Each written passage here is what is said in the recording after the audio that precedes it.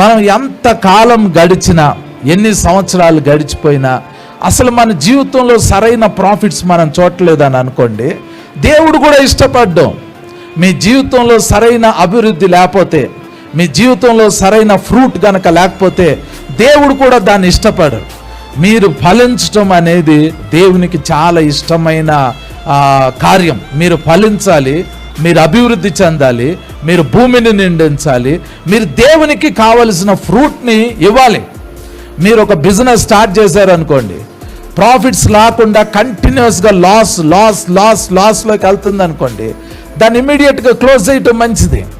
మీరు ఒక జాబ్ చేస్తున్నారు అనుకోండి, దానివల్ల మీకు ఎలాంటి లాభం లేదు అని అనుకోండి, మీరు ఆ జాబ్ని మానేయటం మంచిది. అది దేవుని మైండ్. అది మనం ఎలాగైనా ఈ భూమి మీద మనం జీవించినంత కాలంలో ప్రాఫిట్స్ ఎర్న్ చేయటం అనేది చాలా ఇంపార్టెంట్.